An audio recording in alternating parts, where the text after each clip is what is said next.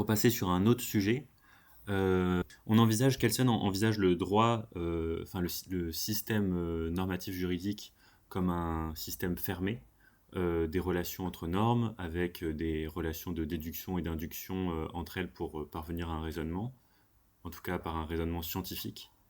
Euh, et ce qui apparaît plus ou moins en filigrane, c'est qu'il y a une disparition du fait au profit du droit.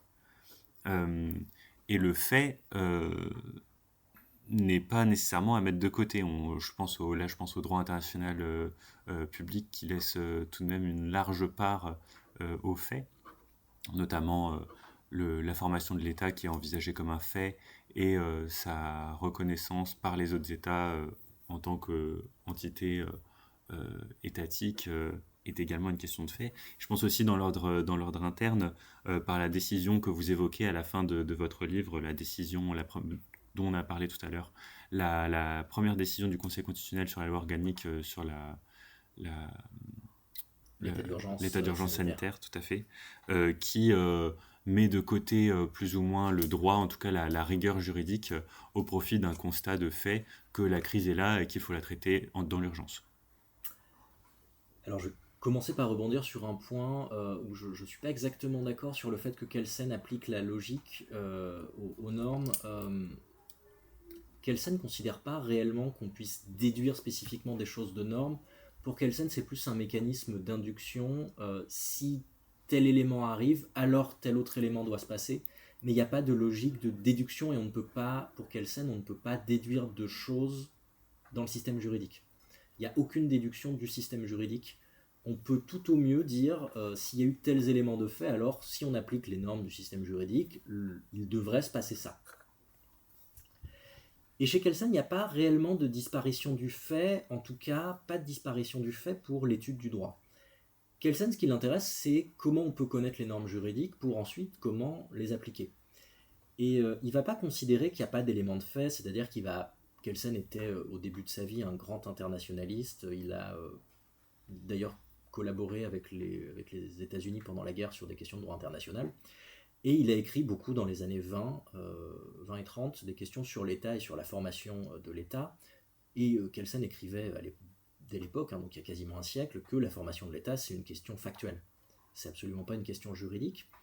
Donc Kelsen n'a pas de problème avec ces éléments de fait. Là où Kelsen a un problème, c'est quand on confond le fait et le droit. C'est quand on confond les faits et le droit. Je ne sais pas pourquoi ma phrase se finissait comme ça. Kelsen va considérer que le rôle du juriste, c'est pas d'étudier les faits, c'est d'étudier les normes juridiques, le cas échéant avec des éléments factuels, parce que si on veut étudier si telle ou telle entité est un État, il faut à l'évidence vérifier si factuellement il y a un territoire, une population et un pouvoir politique capable de tenir des relations juridiques. Pouvoir souverain.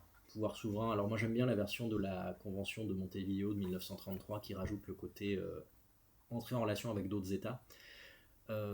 Qui est plus, à mon avis, qui est plus correct avec l'état du droit international actuel, parce que si on prend par exemple l'exemple de Taïwan, si on garde État, territoire, si on garde territoire, population et pouvoir souverain, il y a un pouvoir souverain. Si on prend le critère conduit des relations avec les autres États, Taïwan n'a pas cette possibilité à cause de l'embargo de la Chine et parce que c'est les États-Unis qui garantissent la sécurité de Taïwan. Donc c'est un élément intéressant de différence entre la manière dont la doctrine va présenter les critères de l'État, plutôt la doctrine constitutionnaliste là, et le fait qu'il y ait une convention qui cristallise le droit international public et que cette convention est rarement citée et rarement mobilisée. Mais qui va. Convention de 1933. Ouais, la C'est convention de Montevideo, alors là je parle évidemment de mémoire, qui à son article 2 définit euh, les conditions de l'État, les conditions de reconnaissance, enfin d'existence de l'État. d'accord. Et c'est totalement une codification du droit international coutumier. Le droit international coutumier de l'époque disait déjà ça. Ça a été codifié, cristallisé dans cette convention de Montevideo. Et c'est de là que viennent les trois critères de l'État, en fait, D'accord. qui sont utilisés aujourd'hui par la doctrine, plutôt la doctrine interne, en fait. Les internationalistes s'en moquent un peu. Il y a eu des débats sur, par exemple, est-ce que c'est la reconnaissance qui fonde l'État ou est-ce que c'est l'existence des critères. Aujourd'hui, le consensus, c'est quand même de dire que c'est pas la reconnaissance, mais c'est l'existence matérielle de ces critères. D'accord. Bref, pardon, je suis en train de travailler sur ces questions-là.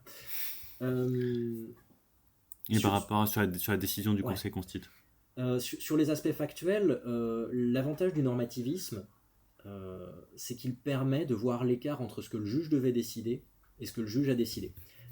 Je rebondis sur ce que je disais tout à l'heure. Si on part du principe que le juge peut faire toujours ce qu'il veut, ça veut dire que le juge est la seule entité souveraine dans l'État et que le juriste n'a pas les moyens de critiquer les décisions du juge. Si on admet que le juge est tenu par un système juridique, ça veut dire qu'on doit donc ça veut dire, pour clarifier, si on admet que le juge a certaines obligations quand il rend ses décisions, ça veut dire nécessairement qu'il arrive qu'il les respecte, mais qu'il arrive qu'il ne les respecte pas. Et cette décision 799 DC, elle est très intéressante parce que c'est un parfait exemple du cas où le juge connaît la règle de droit et décide de rendre sa décision en violation de la règle de droit. C'était une des lois organiques relatives à l'état d'urgence sanitaire. Les conséquences de cette loi organique étaient assez faibles, c'était simplement pour relever les délais de QPC et pour faire en sorte que le délai de 3 mois qu'ont la Cour de cassation et le Conseil d'État et le Conseil constitutionnel pour rendre leurs décisions de transmission et les décisions de QPC ne les lie plus pendant l'état de crise sanitaire. C'était une manière pour la Cour de casse, le Conseil d'État et le Conseil constitutionnel de se couvrir si jamais ils n'avaient pas le temps de respecter ces délais. Donc une loi organique, normalement, il y a une navette de 15 jours entre l'Assemblée nationale et le Sénat. Là, il y a eu une navette de, grosso modo, 24 heures. C'était déposé sur le bureau du Sénat d'ailleurs en premier, il me semble. Oui, ça a fait Sénat, ils l'ont voté le lendemain, et je crois que ça a été déposé du coup le surlendemain sur le bureau de l'Assemblée nationale, et ils l'ont réadopté dans la foulée. Donc en 4 jours, la loi elle a été adoptée. Il est évident que l'article 45 de la Constitution a été violé. Et pourtant, le Conseil constitutionnel, dans le paragraphe 3 de sa décision, nous dit: compte tenu des circonstances particulières de l'espèce, il n'y a pas lieu de juger que cette loi organique a été adoptée en violation des règles de procédure prévues par l'article 46 de la Constitution. Il est évident que quand on regarde l'article, j'ai dit 45 tout à l'heure, pardon, c'est 46, quand on regarde les règles de l'article 46 sur les délais de navette, la procédure législative ne les a pas respectés. Il y a 15 jours, alors on pourrait discuter est-ce que c'est 15 jours francs ou pas, mais là la question se posait même pas puisque c'était en 2 jours.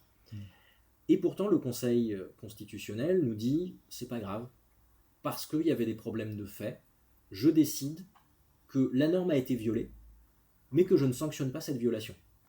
Est-ce que le fait s'impose alors au droit? Est-ce que le droit disparaît? Est-ce que c'était une nécessité parce que la crise? Ou est-ce que justement parce que c'était la crise, il fallait respecter le droit? Du point de vue normativiste, je veux pas dire ce que j'en pense parce que peu importe en fait en soi, du point de vue du normativisme comme courant de pensée juridique, le seul truc que peut dire le juriste, c'est le Conseil constitutionnel devait faire respecter une norme, il n'avait pas d'échappatoire, il n'y avait pas à côté de l'article 46, il n'y a pas d'astérisque qui dit ouais bon si c'est la crise sanitaire en fait on n'a pas besoin de respecter la norme. Ce qu'on appelle des conditions de défaisabilité, il n'y a pas de conditions de défaisabilité. Il n'y a pas d'exceptions spécifiques qui sont incluses, même implicitement, dans l'article 46. On dit souvent à l'impossible, nul n'est tenu. Là, il n'y avait même pas d'impossibilité physique de maintenir ce délai de 15 jours. Donc d'un point de vue normativiste, le seul truc qu'on peut dire, c'est le Conseil constitutionnel n'a pas respecté le droit, c'est-à-dire qu'il n'a pas respecté les obligations qui lui incombaient. Il a validé une loi qui était évidemment inconstitutionnelle pour des raisons procédurales. Maintenant, il a rendu sa décision. La loi a été considérée comme conforme à la Constitution. Point barre. C'est du droit. C'est du droit. Et les aspects factuels, en fait, tous les aspects philosophiques du est-ce qu'il aurait fallu faire différemment ou quoi, le normativisme ne s'en soucie pas. L'idée de Kelsen, c'est de produire un discours académique objectif sur le droit, et donc il va noyer tous ces éléments de philosophie morale.